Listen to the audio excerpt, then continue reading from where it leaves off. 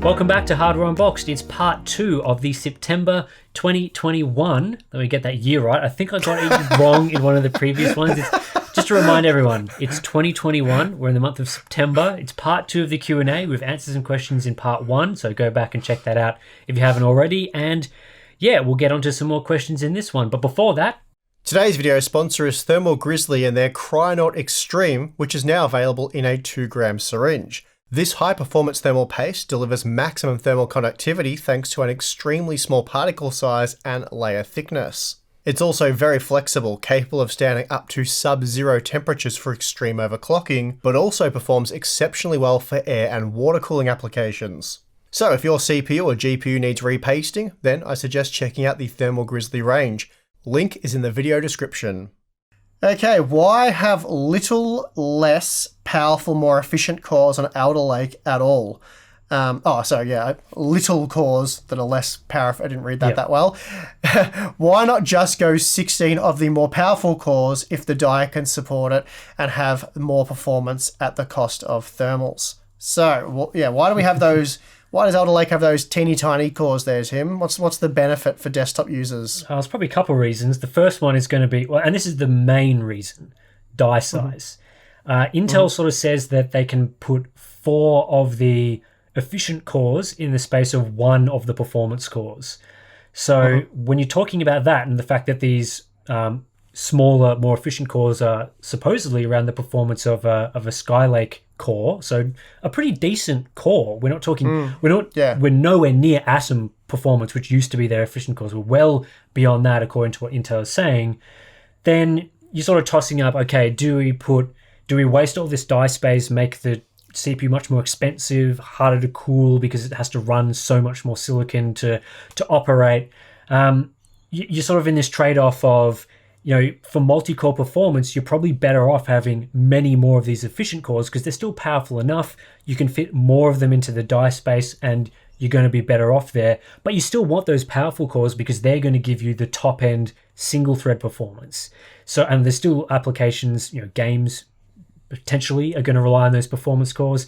Applications like your Photoshops and those things require performance cores as well, and there's 8 of them, so there's still a pretty decent amount there. So I think that's why they've sort of gone with this approach, very much about the die size, and on top of that they want to have this hybrid approach that's going to scale not just for desktop but for mobile platforms as well, where there's going to be maybe 2 performance cores and 8 efficient cores. That's going to give you a much better balance of the single thread versus multi-thread performance while still maintaining power efficiency for those platforms. So I think it's kind of a pretty clever system that Intel has come up with here. But at the same time, it relies on those efficient cores actually being powerful. So they couldn't have put Atom cores in and gotten anywhere near acceptable performance. It needed that revolutionary step forward for those cores. So we'll see how it plays out, but it's certainly very exciting, that sort of design. Very, very exciting, very, very interesting, and I can't wait because there's going to be so many benchmark-related videos that we can do covering all the different angles of Alder Lake. So not too far into the future now, where we can dig into all that stuff and check out DDR5 memory, and it's going to be. I'm very excited for it. It's a long time since I've been anywhere near this excited for an Intel CPU, so bring it on. Cannot wait. Should be good. All right, what do we got here, Tim? Can you make content recommending the best GPU to buy right now? I want to upgrade from my 1063 gigabyte. I did a video on that very card, but don't want to throw money away on something new and overpriced or get shafted on the wrong secondhand GPU on eBay.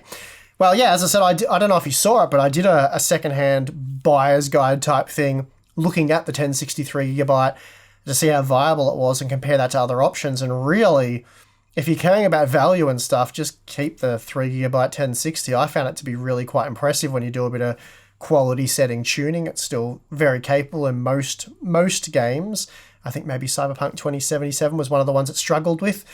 But yeah, pretty good card. I mean, as I spoke about in another question, or replying to another question, really, if you have to buy a new card, I mean, you're going to be paying for an overpriced card. There's no 2 ways about it. That's just the reality of the situation.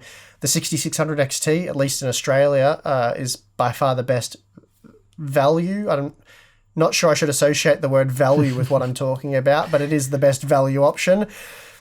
Otherwise, secondhand, I mean, keep your eye out. Is it even worth looking for like a GTX 1070 or a 1080 coming from a 1063 gigabyte? Yeah, they're kind of your only options. The big issue at the moment is that all of AMD's used GPUs are so good for mining in the price category, it's caused big price inflation. So things like the RX 480, RX 580, the 5700 XT, all these cards in the past, when they were available new, were kind of the value choice in those price tiers.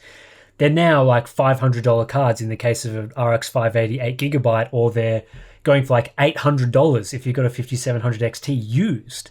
So there's just no way you'd want to be looking at those products, and you're more going to be sticking to things like a 1066 gigabyte, which is already still costing like over $300 for one on the used market. So yeah, there's not a lot of great options on the used market, unfortunately, unless you're willing to spend around that sort of $600 price where you can move up that tier. But then again, would you look at that or 6600 XT?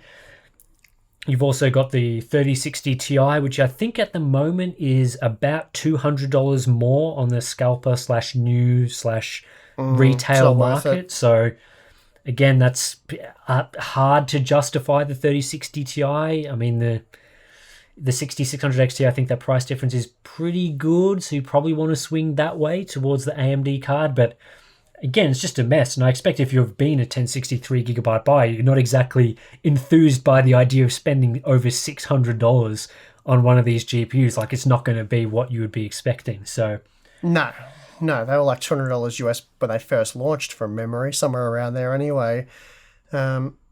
Yeah, and unfortunately, the 1063 gigabyte as well is not a card that has that kind of nice make use of mining to get yourself an upgrade path. Like, again, a 580, you sell that for $500. You could buy something much better for gaming, or 5700 XT, you get your free upgrade to a 6700 XT, which gives you like over 20% more performance.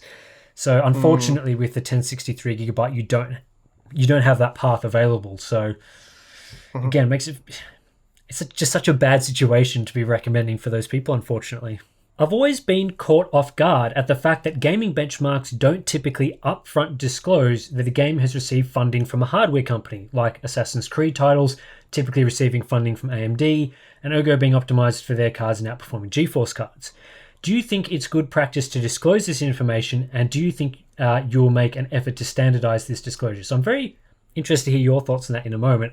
I'll just quickly add in here that every time that I've asked AMD or Nvidia whether they actually do pay game companies to optimize the game or have their logo in the front of the game or whatever, all the time, every single time they've said that there's no actual money transferred hands. So to say that it's been they receive funding is, as far as they're telling me, is incorrect. The general way that the relationship goes, which is what they've described to us, is more on the how many engineers they send to a company's, to a developer to optimize the title, and is there some sort of marketing exchange? Like Nvidia might receive, say, Battlefield 2042, is it 2042? Battlefield 2042 game codes for their game bundles, and then in exchange, Nvidia, helps them optimize, put DLSS in there. Those tend to be more the exchanges that we see. It still makes them sponsored in some form.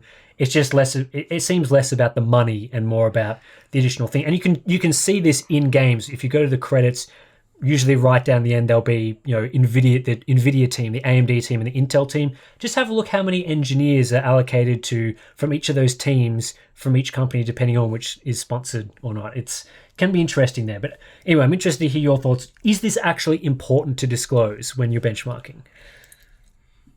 Short answer, no, I don't think so.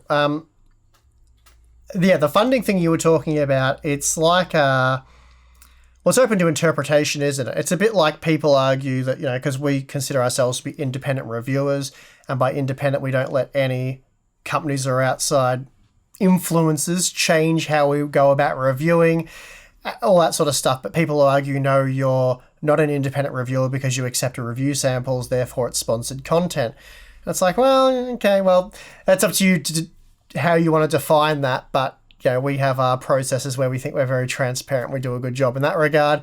So however you want to call it, but they're saying they don't pay the companies. So that wording is technically incorrect. But then, as you say, like in a way, they were funding resources by allocating engineers. So, sort of splitting hairs at that point. But is it important for me to disclose, sometimes I'll mention that this is an AMD sponsored title, this is an Nvidia sponsored title. Really, the only thing I try to be mindful of is making sure that like our entire, batch of games isn't heavily AMD sponsored or isn't heavily Nvidia sponsored. But even then, while I know the sort of fans of either company, which is bizarre to have, but they certainly do exist, let me tell you, it shouldn't really matter too much. Like if AMD, it just means AMD's done a better job of sponsoring popular games. So if all of this summer's AAA titles were sponsored by AMD, we're not going to be like, well, we can't include, I'm just going to make some names up that weren't necessarily sponsored by AMD, and they weren't, but like, Cyberpunk 2077, we're not going to include that because we have Assassin's Creed Valhalla, and that's also an AMD sponsored title. So basically, if AMD sponsored the next 8 blockbuster titles, we would test with those titles, and our benchmark suite would heavily favor AMD. That would just be the reality of it because they've sponsored really popular games. Yeah. So while we try to keep it balanced, at the same time, we're not going to kick out a game like Assassin's Creed Valhalla, which is a really high quality AAA title, because they've made it well optimized for AMD hardware. And it's certainly not, like a lot of people claim it's broken on Nvidia hardware. I know I've played it plenty on GeForce GPUs, and it, while it's not as fast, it does run really well. So, I think a game like there have been ones in the past. I think it was maybe the original Project Cars game was just absolutely woeful on Radeon GPUs. Like the frame rates on the mid-range stuff wasn't playable. If I'm thinking about the right game, we're going back many years now. Yeah, I think that's right. I agree with you. I think it's that issue of one company being sponsoring a title and that game performing significantly better on their GPUs was a big issue a decade ago, and I think it's become less of an issue in the past 5 years. I think especially because game developers are effectively forced to optimize their games for Radeon GPUs because the game consoles use that same architecture. So there was foul play as well. Yeah, so I think, it's kind of, how many times have we seen AMD sponsored titles not actually run better on AMD GPUs? I mean, even the previous Assassin's Creed game, Assassin's Creed Odyssey, clearly ran better on Nvidia GPUs despite being an AMD sponsored title. And similarly, there have been games that run just fine on AMD GPUs that are Nvidia sponsored. So I think it's less of a concern these days than it was. Certainly you don't want to have the games like we saw previously where, Nvidia says, please include Hairworks in this, and then you turn on Hairworks and the frame rate just falls through the floor. But again, we don't see that as often anymore. So no, we don't. When it was exposed, like, the tessellation, that's an example. Another one was Crysis, for example, where the use of tessellation was just extreme to the point where it made no noticeable impact to the visual quality about 20 steps earlier. So the fact that we're not seeing that's obviously a good thing. But it really just comes down to the games. So, for example, if as I said, if AMD sponsors the next 8 really popular games and Nvidia doesn't, there's not much we can do about that. You guys still want to know how your GPU performance in the upcoming Battlefield game or the upcoming Far Cry game. So, that's why we test with them. Alrighty, do you think it would be wise to hunker down with the best GPU you can afford ASAP, considering the trajectory of crypto? I'm kind of afraid of how crypto will affect this hobby over the next few years. Boy, I hope it's not going to continue to affect us over the next few years, because, that would be... I'm even too afraid to consider that scenario. But look, it is a reasonable angle to take, a reasonable concern to have, because, well, I certainly don't know when the industry is going to improve. I'm pretty sure Tim is not willing to give you an answer on when it will. So, do you just bite the bullet and buy something like what we've been recommending? If you have to buy a GPU, like a 6600 XT, the 6600 I think will be coming up shortly, so maybe that will be even a better value. Who knows? I'd be really hesitant to spend like, thousands of dollars on these GPUs that are meant to be, well under $1,000.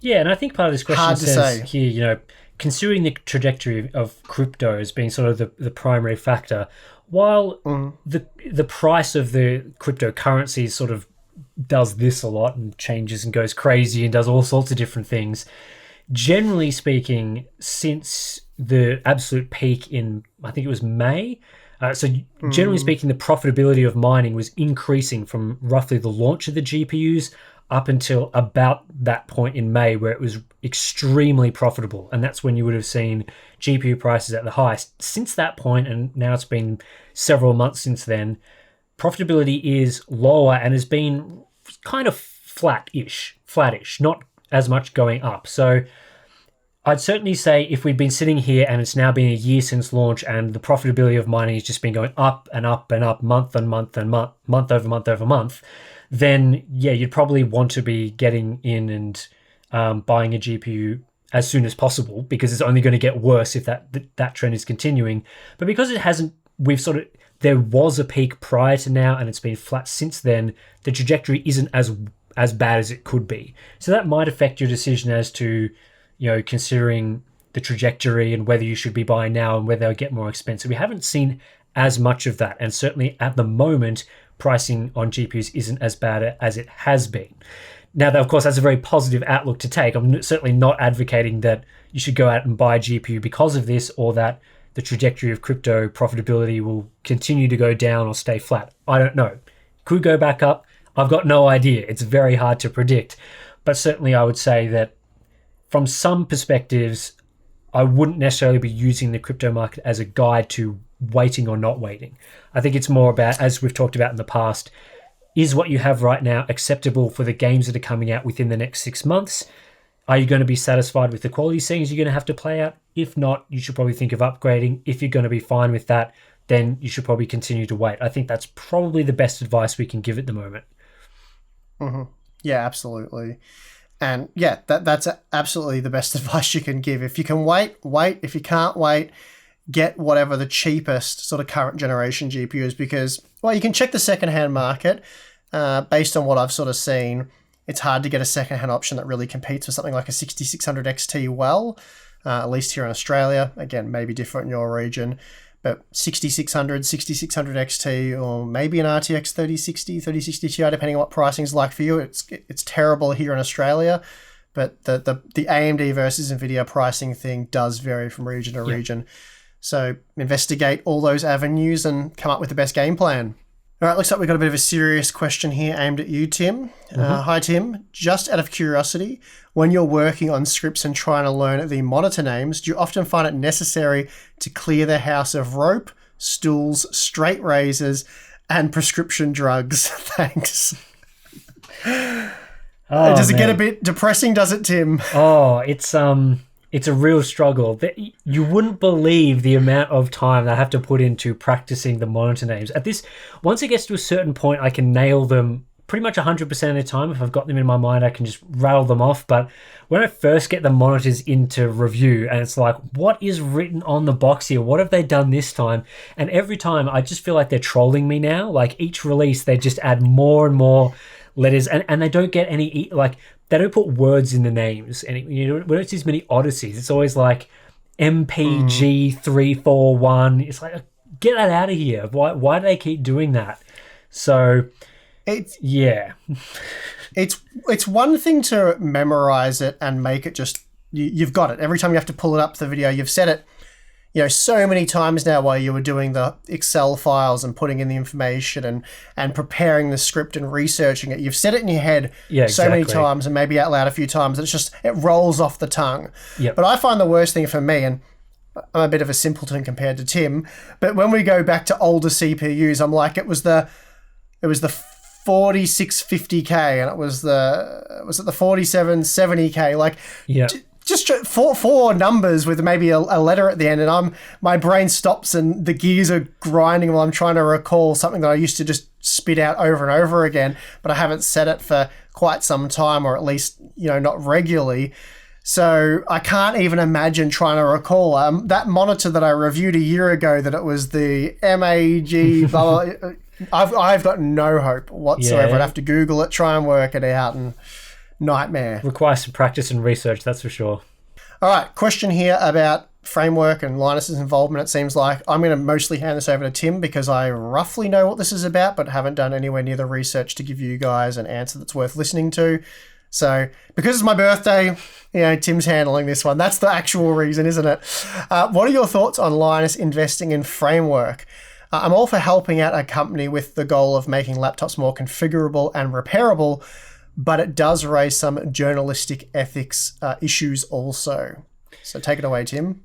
Yeah, very interesting question. Very interesting question. I did watch Linus's video about this, where he talks about investing money. I think something around 250,000. Don't want to get that number exactly wrong, but it's something around that. So definitely a sizable amount into the company. And yeah, he runs through a lot of these concerns about, can I review laptops anymore if I have invested in a company? Does it create a conflict of interest? So I think Linus was very upfront in his video about this, and it's good that when he made the decision to invest in the company, because he believes in it and maybe wants a return on investment in the future, that he's not just hiding that away and sort of, because that's the big issue. The big issue would be to invest in the company, be a financial backer of a laptop brand, and then come out and start reviewing laptops when you don't disclose it. Like, that's super dodgy. You definitely wouldn't want to do that. So yeah, I was very impressed with Linus coming out and making that sort of video and talking about these issues, because there are some real issues about that sort of situation. It's kind of why we, for example, don't consult on products. Like, we don't, let's say a monitor company wants to come and get my advice on monitors, we don't charge money. We don't even really do it, full stop. But it's that sort of relationship becomes very difficult for reviewing products in the future when you've been paid in some way or another, or have paid money or whatever. You tend to want to avoid that. So for us, it's probably not, and I think you would probably agree with me on this, we probably wouldn't be, our choice would be not to invest in companies to avoid any potential conflicts of interest. But at the same time, I think Linus, he has the level of credibility and respect that you can, when he says what he says in his video about reviewing laptops and how his company is so diverse, and it might not even be him that looks at the laptop to begin with, that you can sort of, take his word for it. And if you don't want to take his word for it, there's plenty of other laptop reviewers out there. And on top of that, it's only a small percentage of his content that he makes on the channel. So yeah, I think the way that he went about it is probably the best way that you could go about doing it if you did want to make that decision. And certainly I think, the company that he decided to invest in it's probably a worthwhile cause. I'm all about, especially because we look at so many desktop products, we're all about, minimizing waste, making things upgradable and user serviceable. I think that's very important for us. So yeah, do you have any further thoughts on it? I assume you wouldn't think of investing in a company like this. No. I mean, no. I invest in benchmarks. That's basically where I invest my time and energy. But no, I mean, yeah, we don't invest in the industry in that sense at all.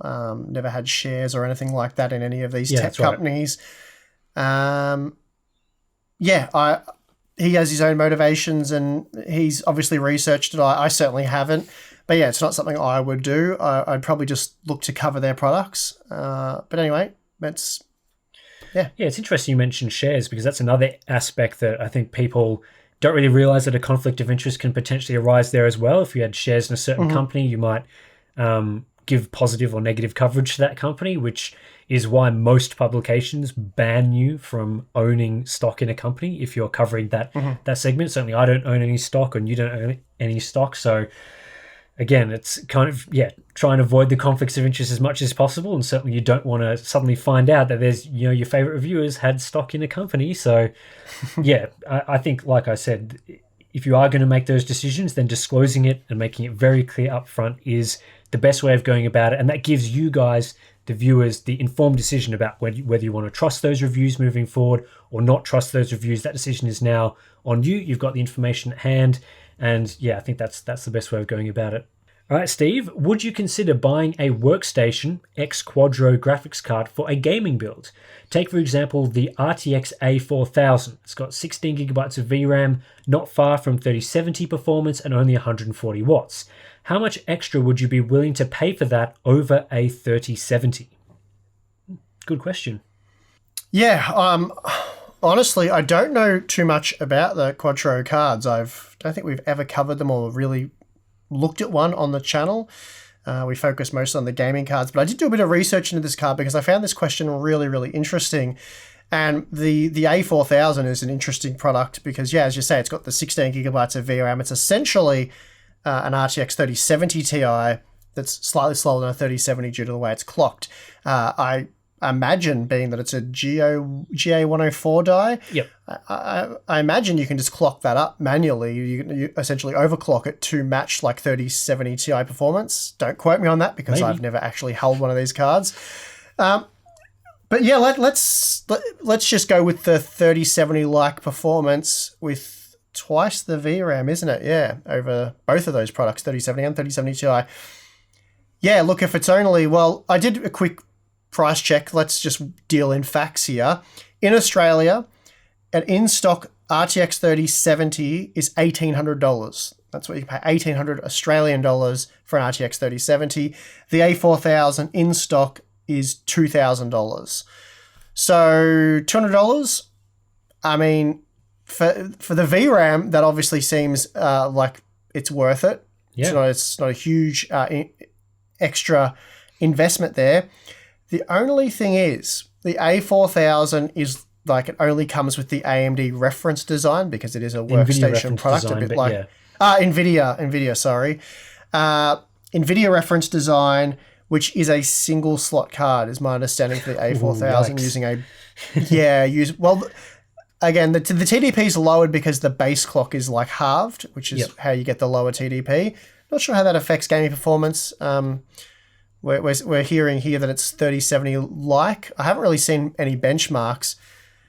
But yeah, single slot, Nvidia reference design. There are no AIB models to my understanding, so it's probably going to suck in terms of thermals, and it's probably going to be pretty loud, especially if you're wanting to overclock it to like the 3070 Ti levels of performance. But maybe you can put a water block on it. Yeah, maybe. So that opens up a whole heap of other possibilities. I don't know. This is actually quite an interesting matchup here. When I started doing a quick bit of research here, I was like, this is a really interesting product. So I don't know. Do you reckon I should buy one? Let me know what you guys think in the comments. Should we buy one of these, compare it to a 3070 Ti, see what it's like out of the box, see what thermals and operating volume's like? What is it like when we overclock it with the air cooler? And then can we find a water block to stick on it and really unleash it? So do it. Could be, if you can get it clock for clock with a 3070 Ti, that could be a really interesting comparison, or a 3070 Ti in like a year or two's time, that 8GB versus 16GB with the same silicon. Anyway, a lot of interesting thoughts there. Great question. Let me know what you guys think. Most consumer GPUs nowadays are very focused on getting the absolute maximum out of the silicon at the cost of efficiency. Do you think there is a market for desktop Max-Q type designs? Max-Q type designs. Bit of a tongue twister there. Say a 120 watt GA104 or a sub 200 watt GA102 card. So if you're not familiar, Max-Q is the previous branding that Nvidia used to use for their power, the lower power version of their mobile GPU. So you might normally see 115 watts on the GPU, and then the Max-Q variant would be 80 watts. So it's this exact same GPU die and exact same core configuration, but it would be clocked lower and there'd be lower power so that you can run it in a thinner and lighter design. So would there be a market for that in the desktop market? And I'm not sure there would be. I think most desktop builds are sort of designed in a way that the power consumption of a GPU is not that relevant. You've got a good enough PSU, you generally have enough airflow. So the cards, especially with good AIB cards these days, quite comfortably handling 250 watt designs, I don't think there's a lot of market for having a lower power design. It really would be specific to sort of your, maybe like a home theater PC or a mini ITX design where efficiency is all, the most important thing from a thermal perspective. But generally a desktop isn't, they don't run on battery power. So it's not as important to have the lowest possible power consumption type of product. And usually if you were concerned more about power consumption, you just buy the lower tier lower card. product. Yeah. So yeah, I think what we've seen on the mobile side is generally at the same power consumption when you go up a tier of GPU. So you increase the amount of CUDA cores, but you decrease the clocks.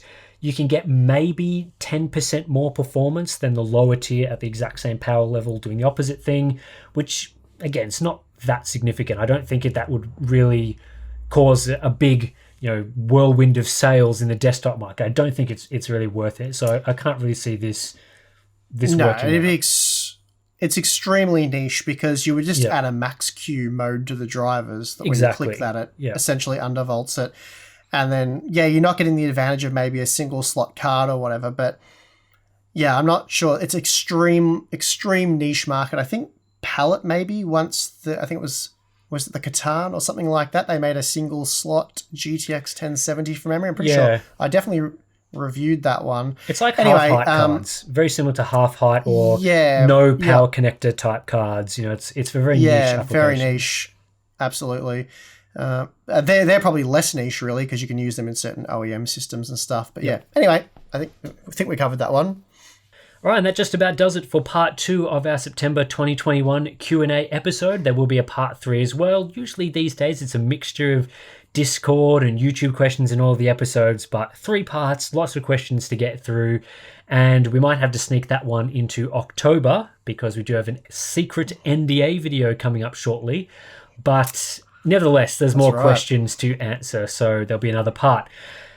What else has been happening? Well, you should always consider signing up to our Patreon and Floatplane accounts. Sneaky links to those in the description below. Check those out. Steve is very excited about his studio build, and there's lots of behind-the-scenes content there, so check all that stuff out. Got anything else to say at the end of this one? Oh, not really. Just thanks for everyone who asked questions. Thanks to all of those of you who upvoted the good ones. And part 2 in the bag. So can't wait to get into part 3 now. And as Tim said, you'll see it up on the channel in a few days' time. So Cool. Sounds good. I'm your host, Steve. I'm your host, Tim. See you in the next one. See you next time.